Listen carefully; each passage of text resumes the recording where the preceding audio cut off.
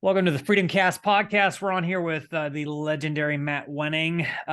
If you don't know who Matt Wenning is, you're probably living under a rock.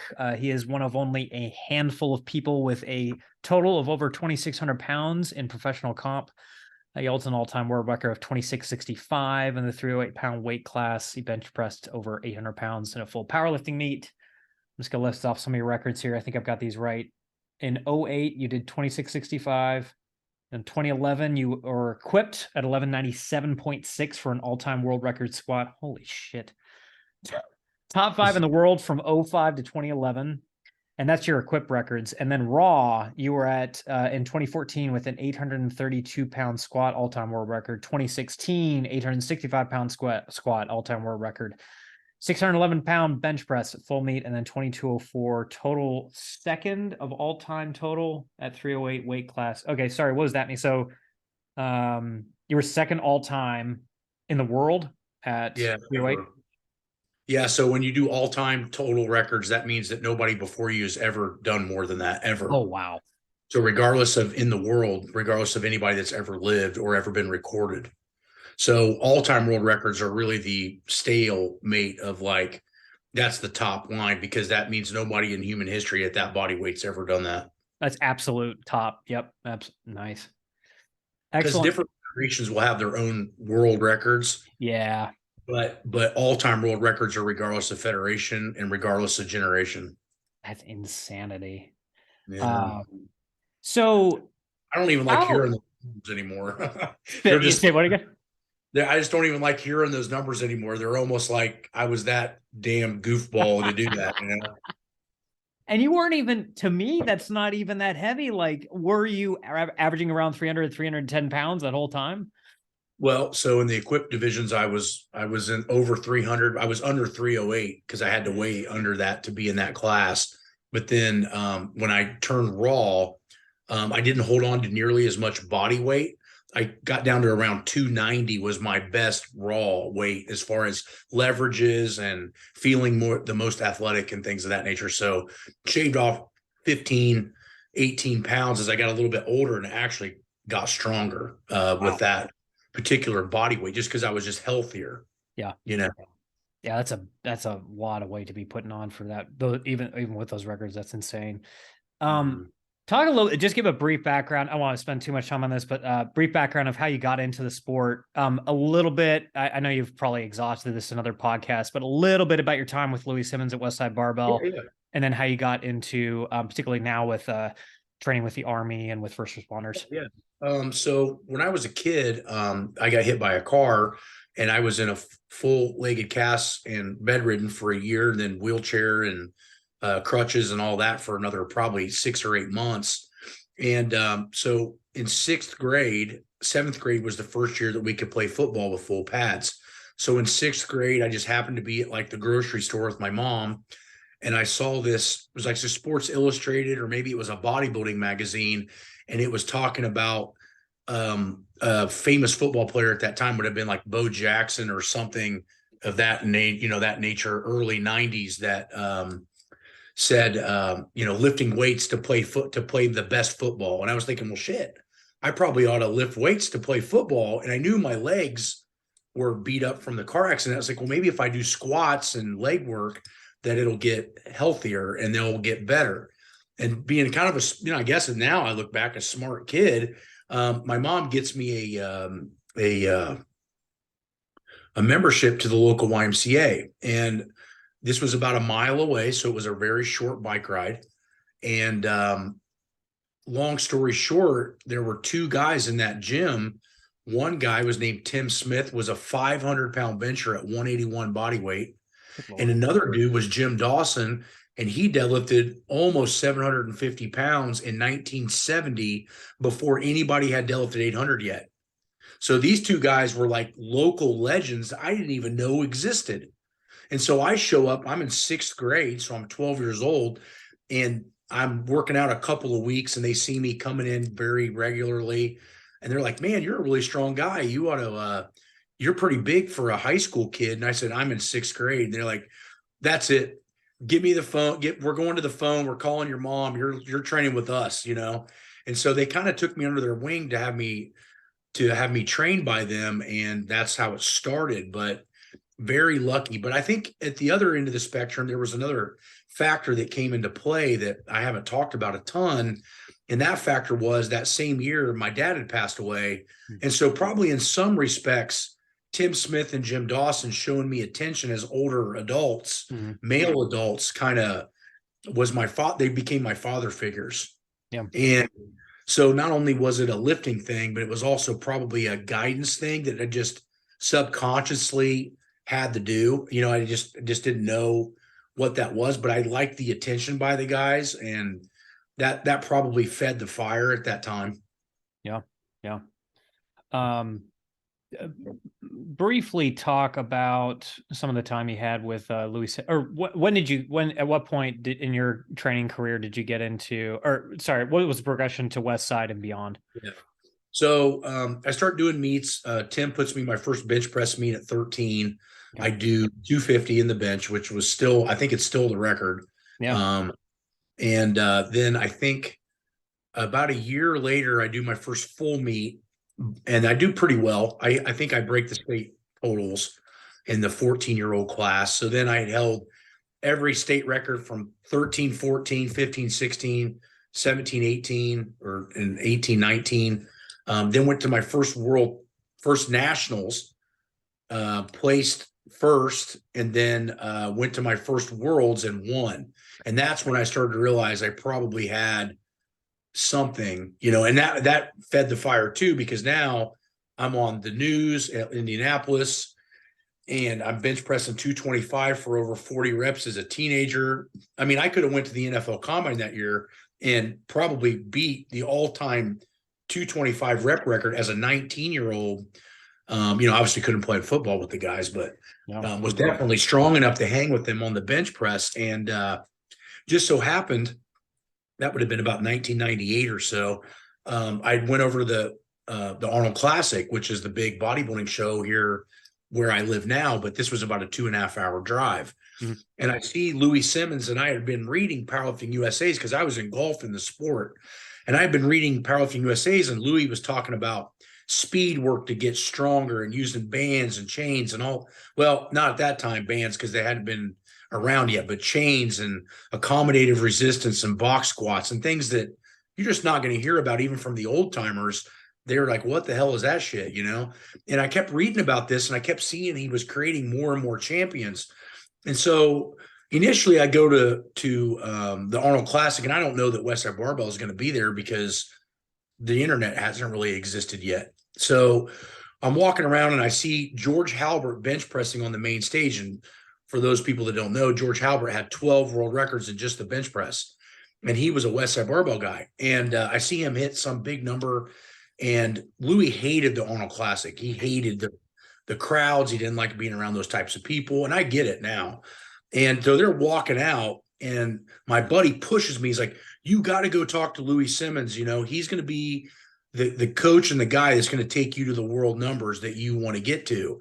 And luckily I had the balls to walk up to him in front of Dave Tate and J.M. Blakely and all these guys that were what made Westside Barbell at the time, and said, hey, Louis, my name's Matt Wenning. I'm a pretty strong teenage lifter. I'd like to come over and train with you sometime. And he's like, yeah, what do you lift? And I tell him, and he's like, oh, that's pretty good. You can come over sometime. So I finally get the balls to drive over to Columbus again to go lift it now. What's even more scary than going to the Arnold is going into a gym where you have this expectation that not only is expected of you, but everybody else in that gym are capable of or have world records. Yeah. These guys are all the top of the cream of the crop. And so walking in there is like a badge of honor. It's kind of like being a normal soldier and you're walking into a special forces unit. It's like, this is different level. Yeah. And I ended up impressing Louis Simmons by doing some tricep rollbacks, and we're using 75-pound dumbbells on the floor. So imagine 75-pound dumbbells for bench pressing is pretty decent. Doing them for a tricep extension is crazy. So I end up blasting out like 15 reps and beating a couple of the guys that were members at the gym as a teenager. And wow. Louis is pissed. He's like, I can't believe you let this teenage kid come in and beat your ass. He actually kicked one of the guys out that day. No way. Because I showed up and beat them, they got kicked out. Wow.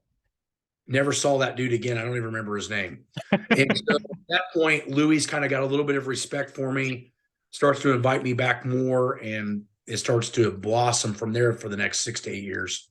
That's wild.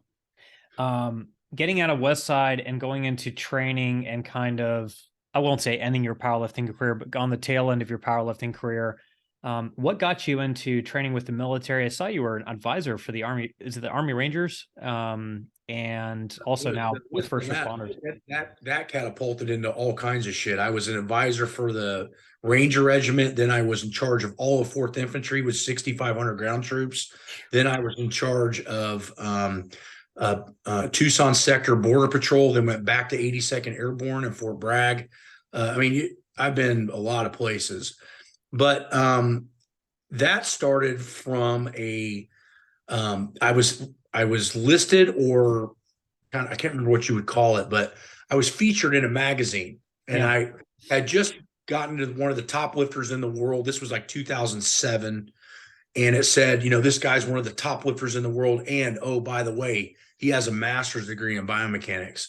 Well, that grabs the attention of a general, because those guys read basic magazines too. Mm-hmm. And he sees this dude, he goes, man, this guy's strong as shit, and he's got a degree.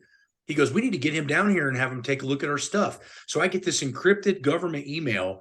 Hey, this is General so-and-so. Would you like to come down and take a look at Ranger Regiment, and we'll pay you. It wasn't very much money. We'll pay you, and you can come down and take a look at our stuff and maybe give us some feedback. And I'm thinking, well, I don't really know a whole lot about military, but it can't be that hard.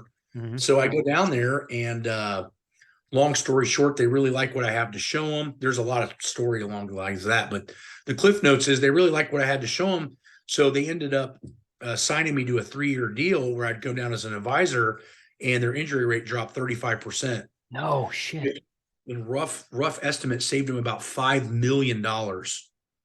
So that general, as he left Fort Benning, went to Fort Carson, Colorado, and asked if I could do the same thing with 4th Infantry. So the upper brass from him saw that he took Ranger Regiment and reduced their injuries, and he gave them the worst infantry unit as far as injury rates are concerned in the entire Army, which was Fort Carson, Colorado.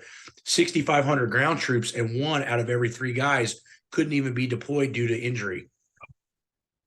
I mean, this is how stupid they were doing stuff, right? Wow. So I went in and gut the entire fitness protocol, bring in all the stuff I want to bring in, and then teach all the upper officers how I want the guys to be trained. Mm-hmm.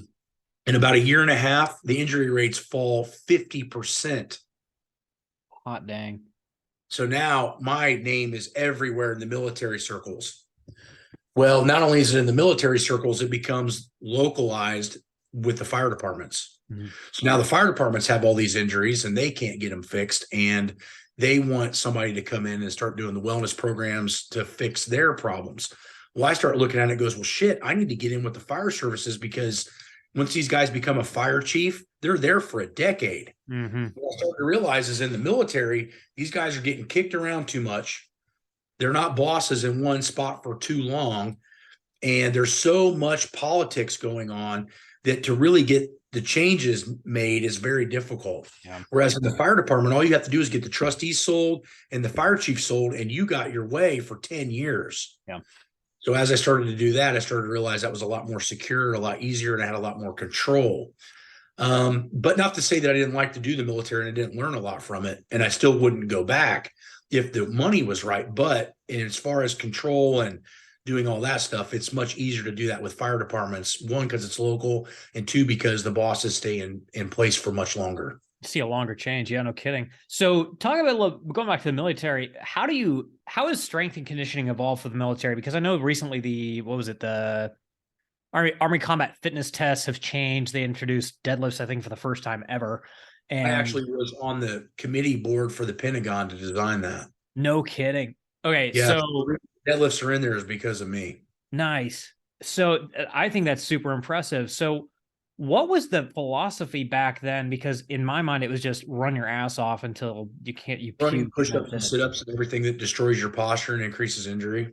Yeah. I mean, that's what they were doing. And the reason they were doing it, and I'm not being an ass, but the reason they were doing it is because they're fucking lazy. Hmm. I mean, it's really easy just to point and go run that way for 5 miles. Yeah. It's real easy to go get on the ground and do push-ups and sit-ups. It's not easy to understand pressures and imbalances in muscle, structure, and understanding load carrying and all of these pressures that are on your body and how to combat those areas. And then most importantly, the average person that was coming into the military when those traditional aspects were taken, guys were coming off of the farm. They were already in decent shape. They already were not overweight.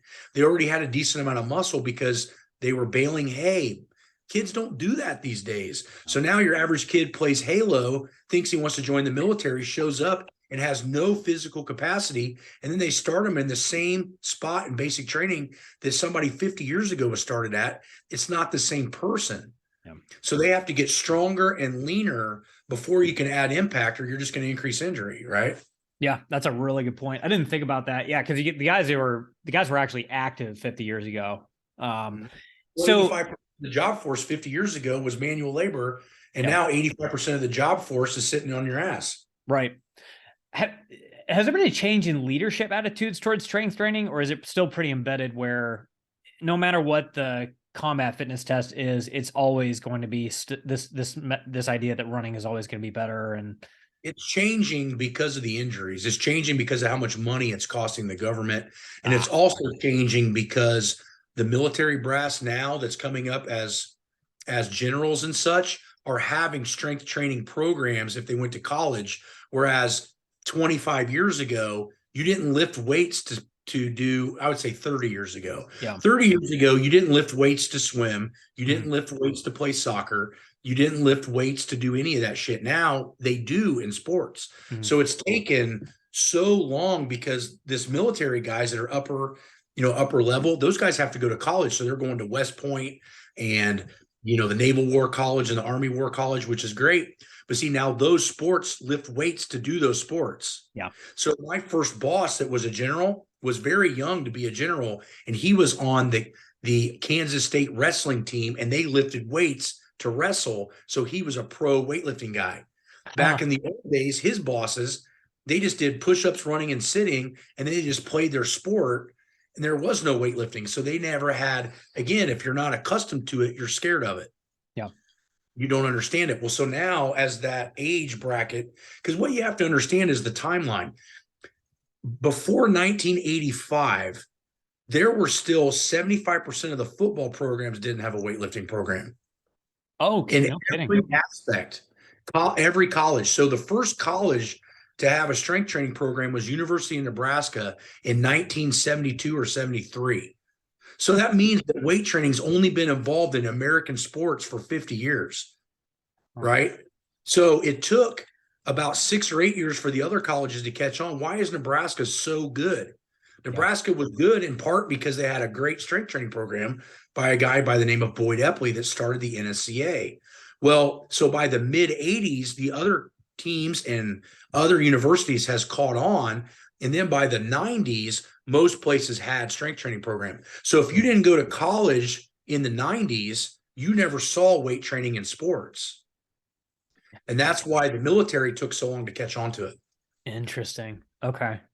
So it seems like you're big on injury prevention, which I love for any sport, but walk us through high level your training philosophy. How exactly are you getting there? Because people can strength train and injure the heck out of themselves, particularly power lifters. How is yours a little bit different than that? Well, the difference is the timeline. So usually injury comes from a multitude of things, but if you want to narrow it down to the basic things, well, one basic thing is people try to get too strong too fast. That's one of the biggest problems. So we create a base step line to get there. The next thing that we do is with the patients is we're looking for muscular imbalances. So just traditional weight training itself doesn't necessarily reduce injury. But if your mindset is to fix postural weaknesses and muscular imbalances, now you have a completely different set of cards in your hands. So what we do is we take the athletes and we run them through I would consider my type of movement screening. We find where the muscle groups are not activating or playing their part.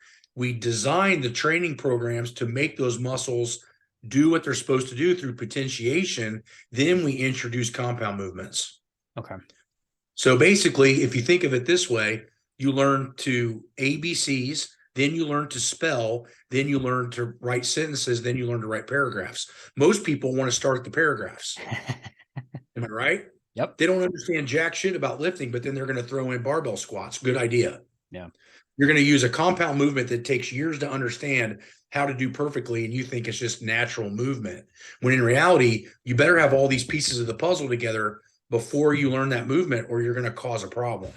Gotcha. That's how you lower injuries with weight training, is timeline and then understanding that the pieces of the puzzle before you see the picture. And then, or if you look at it in that perspective, crawl, walk, run, then you're good. You're good, right?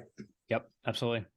What was in training with the military and getting them to understand this concept? What was the biggest obstacle you had with getting that kind of through their head? I didn't have an obstacle. I said, you're either going to do it my way or I'm out of here.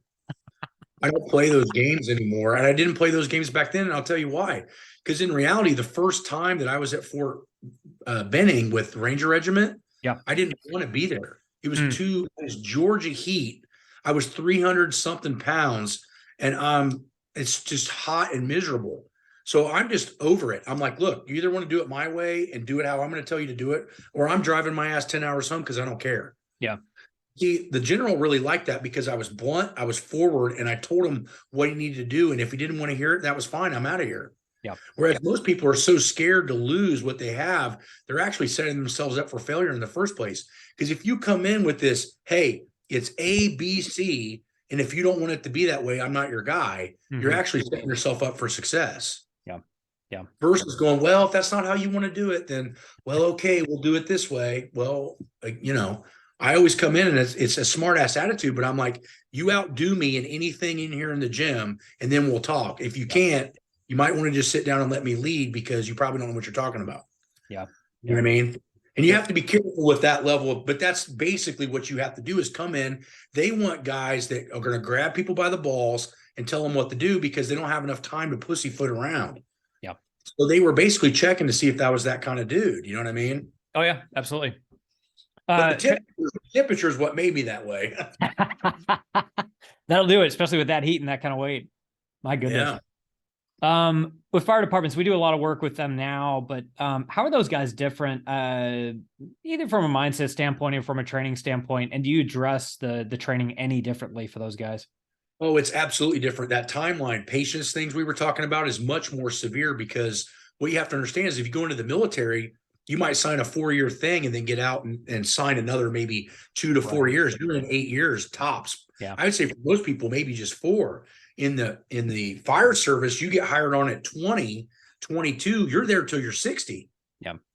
That's a completely different mindset because now everything has to be long-term because these guys have to be able to do at 55 what they were capable of doing at 25. In the military, by the time you're 40, you're not in a physical capacity position no matter what you're in, right? I mean, most of the guys in special forces that I saw were in between 25 and 32. Yeah. So you're dealing with people in their prime in their military, unless they're officers. And in the fire service, you have this spectrum of people all over the place. And so in the fire service, you have to take it slower. You have to be more cautious. And you also have to get more buy-in because a lot of those dudes, most people think, oh man, these guys are firemen. They're athletic. That's not true at all. Yeah. It's actually, I would say on average, half of the fire department people that I've ever seen are worse than the average person walking around. They're just skilled with tools. Physically, they're not much better than the average person walking on the street. So you have to know that. And see, I made those mistakes when I first started working with them too. I'm thinking, oh, these guys are alpha males. They're wearing the badge. Yeah. They want badasses. And in reality, that's not the case at all. A lot of those guys are there to collect a paycheck and they want insurance and they want to do the bare minimum. So yeah, that's the issue. My impression was that they were just strong as an ox and they just didn't have any cardio and that's about it. But they could train. Weak as an ox with no legs and have no cardio. Interesting. Average deadlift when I first started working with my first fire department was 180 pounds. So I don't, if that's strong as an ox, then I'm not sure what strong is. It was at the least to say brutal, right? Like you're Yeah. like, oh my God. And not to say that the military was much better. Yeah. But my point being is like it was a completely different task than I had originally thought that I was getting into 20 years ago. For anybody who's listening who is a fire chief or is even a firefighter that just kind of wants to start to influence their department in the right direction, is there a certain type of training that is better to engage with fire departments, something that'll get them going, pushed in the right direction? The big thing you can do as a fire chief, as a department, is hire the right people. Mm-hmm. If you're hiring a kid that's 22 years old and he's already 30% body fat, he's probably not getting any better in 20 years. Yeah. That's the problem, is a lot of times the physical capacity of the fire departments are not good enough in the beginning, and then they don't have to be maintained. Mm-hmm. So a guy gets hired in, now the unions are so strong that they're not allowed to be physically tested to make sure that they can do the job, which is complete horseshit to the citizen. Oh yeah. Right. And slowly, as injury rates keep increasing nationwide, and as firemen get more and more out of shape because we're hiring the wrong type of people, it's going to cause a huge backlash because they just won't be able to afford to do business because the guys are going to be so unhealthy. Right. So what you need to do is be more concerned with how athletic the guys are, and then teach them the job over time versus worrying about how well they test on something written. But now you don't care about how physical they are, when in reality, the job of a fireman is to be a physical badass. I mean, if you were to ask the general population, what's the number one thing you want out of your fireman? I want him to be able to get me out of a burning building. I want him to be able to put me in the medic when I'm having a heart attack quickly because they're athletic enough. And I'm telling you right now, nationwide, that's not the case. And so we're doing the entire society a disservice. And the other thing that's hurting the fire department in general is that the average citizen's body weight is constantly climbing. Oh yeah, no kidding. So now think about this. I'll give you an example. One of the fire departments I work for is in a very prestigious area of town. Mm-hmm. They have upwards of 20 people that weigh over 550 pounds. This isn't a good area. And these are the people running on diabetic issues, heart attacks, strokes, Oh no, all these metabolic function issues. Those are the ones going to the damn thing every week because they're so fat they can't even get out of their own bed. Yeah. So my point being is, now you're going to send in 5 firemen that are subpar strength to move a 550-pound person out of their bed. That is just a recipe for disaster. Right. You got to break everybody's back. So if everybody weighed 165 to 180 pounds like they should, in reality, you might be able to be a little weaker as a fireman and get away with it, but that's just not the case anymore. Yeah. Good Lord. I don't know that I've seen somebody that's that size. Well, because they're not out in public most times. Right. They're just. But that's because you don't work on a ambulance or a fire department having to get those guys out of their place to go to the doctor and do all that. We see it all the time. Yeah. So the thing of it is like, you have to be stronger to do this job now. And the problem is that the average person coming into the job is weaker because, again, we don't have gym classes, and, people they're not forced to be athletic, and the job requirements are less and less physical every year. And now we have basically what I would consider subpar athletic people doing jobs that sometimes require them to be ultra athletic. And that is a recipe for disaster. Sure. I noticed with a lot of fire departments I've called, at least here in North and South Carolina, sometimes the issue is not so much the guys don't want to train sometimes, but that they don't have space to even have any sort of setup. For fire. Yeah. Who the hell designed the damn fire department to not have physical readiness in here? Yeah. And see, that's the other problem, is the people that have the money in the pocketbook to build these particular facilities, they're not even thinking about that because they don't care. Yeah. Most people, when they're fire department, you're just a number. They want to talk about brotherhood and all this other shit. And maybe in some ways that's true. But in reality, to me, if me and you are firemen and you're not pulling your weight, me and you are going to sit down and have a big talk, because I'm not going to go into a building with you knowing you can't get me out. Right. You might as well just sit your ass in the truck and I'll get it done. And if I burn up, I burn up. But there's no sense in both of us dying. Yeah, exactly. That's the problem. When the fire department shows up to the scene and you got 50% of them aren't physically active, what's going to happen when it really gets hard? Yeah. Yeah. It's not going to be good, right?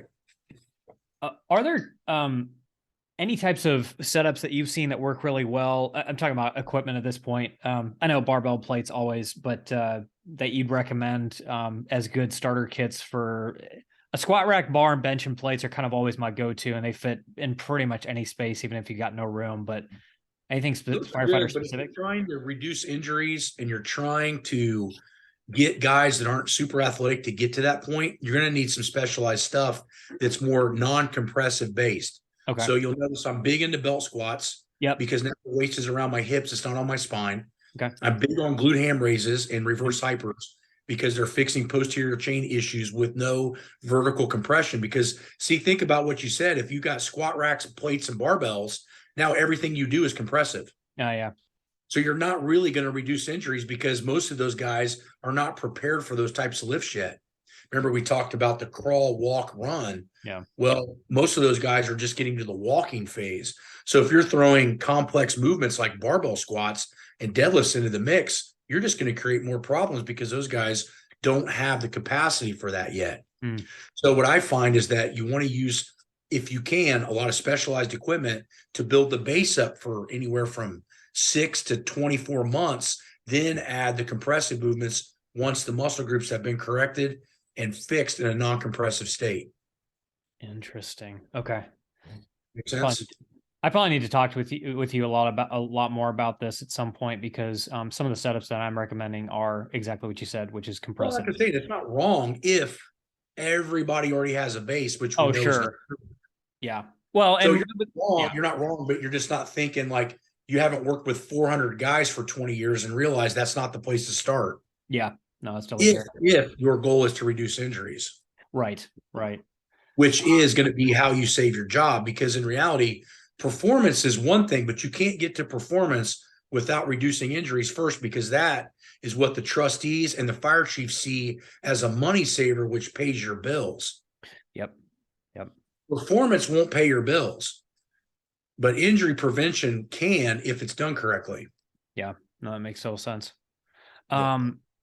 With fire departments, I'm sure a lot of the things you're coming up against are, you mentioned it already, leadership obstacles. If the fire chief isn't bought in, it ain't going anywhere.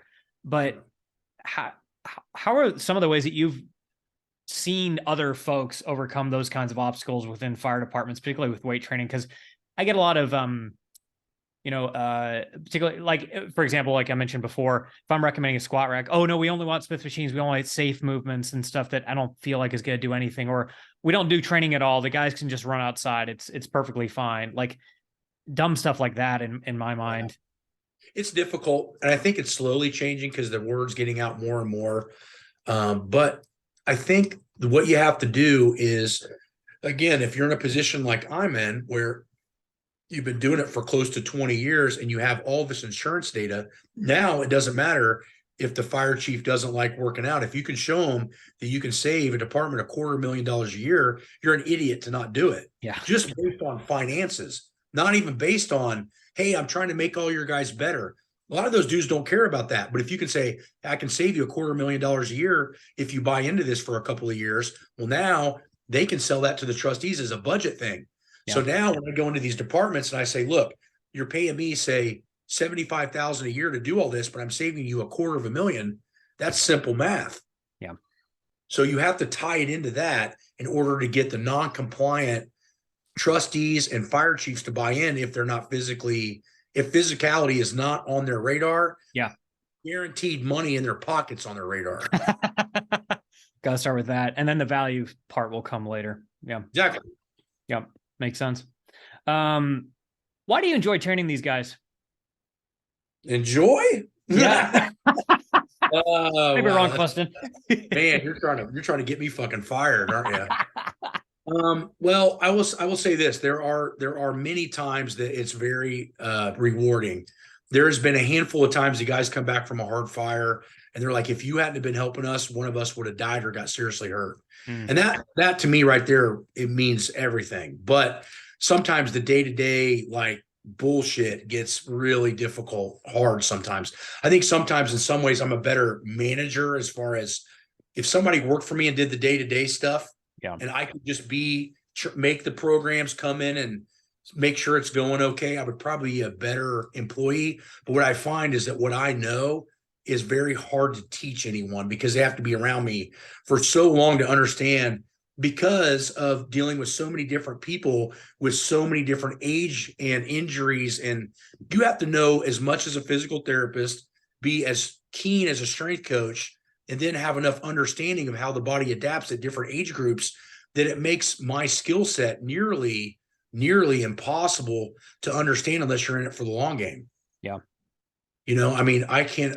The fire departments and working with them has taught me just as much as I've taught them, and just basically sharpened my sword, because I come in with this idea of what I think, and then like barbells and dumbbells and plates, and that's what we need. And then you start realizing after 5 or 6 years, that's not where we start. And then so you go back to this position. But see, if I wouldn't have worked with those guys, I wouldn't have learned that. Yeah. Yeah. So I learned a lot from those dudes. And like I said, I have my handful of guys that make it worth it, but there's still a lot of people that I just can't get to. And it makes me upset because as I get older, I'm realizing I'm running out of time to make changes. And the problem is a lot of the people don't want to be changed. So in some ways it's difficult because once you get the knowledge, now, see, if you don't know any better, it doesn't matter. Yeah. But see, the more you know, the more you can help, but then the more you realize people don't want your help. Yeah. Yeah. And that becomes frustrating as all get out. I can imagine. Have you been able to put together any sort of, I know you have training programs, but a training manual for those guys that I don't know, a fire chief could take it to their station and go, look, we're taking Matt Wenning's approach to fitness and here's kind of how we're laying that out, or maybe already have something like that. The tactical manual is the closest thing I have to that. And then the book I'm doing with Human Kinetics has tactical department chapters. Okay. That's going to go to like basically college level, but it's still readable to people that maybe that's not their field. Okay. So those two things are going to be huge. The book's not going to be out for probably another year, but the manual's been out for a while, and everybody that fire departments guys that have it love it. Awesome. Give us your plugs. So where can people find you? And if there's anybody, military or first responders that are listening, how can they contact you and learn a little bit more? Yeah, I mean, the best thing is get on winningstrength.com and look what we have to offer. If you're super serious, we have online coaching that is second to none. Everybody that's on the online coaching staff has master's degrees and work with pro level athletes all the way to Olympic level athletes. We're talking like high level people that are tied into the website. If that's not in your budget, we have manuals, and we also have a tactical train heroic app for your phone that basically lays out the training with video so you don't screw anything up. And that's only $30 a month, which is an amazing deal. And it tracks everything in your workout. For free information, if you go to YouTube and go to Winning Strength, we have probably close to 400 videos, not including even shorts, but just long videos that have high education. Some of them are directed towards tactical, but all of it can be converted to tactical with the right mindset. And then if you go on my Instagram, Real Matt Wenning, I post a lot of the different exercises that I do with a lot of different ideas. So those are your best channels in order to find the information that we provide. Excellent. Matt, thank you so much for giving us a little bit of insight into that, and really appreciate your time with this. Keep up the good work. I love that you're involved with those two groups. I think it's the more I get involved with the fire department, the more of a heart I get for those guys. They really, really need people like you. I'm just trying to get them to listen. That's the hardest part, you know? Yeah. There's a lot of, I hear two sides of the story, right? I hear the guys that are older that are willing to listen and trying to bring the younger guys along and talk about like the difficulty with recruiting young guys. And I hear the older guys that are like super stubborn, and the younger guys that are super stubborn that are learning from the older guys. And it really frustrates me. But like, well, the hard part is a lot of the times the guys I have issues with are the older guys because they're set in their ways. They don't want to change. They don't want to do anything new. The newer guys see the importance of it a little bit more because they've been more introduced to weight training. Mm-hmm. Because again, back where we talked about, like guys that are in their 50s and 60s, they may not have had weight training at all in their high school. Yeah. So they're unfamiliar with it. And sometimes unfamiliarity creates stress and they don't want to touch it. Yeah. Well, I didn't do it that way. It's never been done that way. Why should I do it this way? So I find that the older guys sometimes are the bigger pain in the ass than the younger guys, just based on that factor alone. Yeah. Yeah. I hear you. Well, hopefully we can change philosophies this way. So, and Yeah, I need to talk to you a little bit more about equipment, I'm sure. But thank you so much for your time, man. I really appreciate it. not a problem, buddy. This was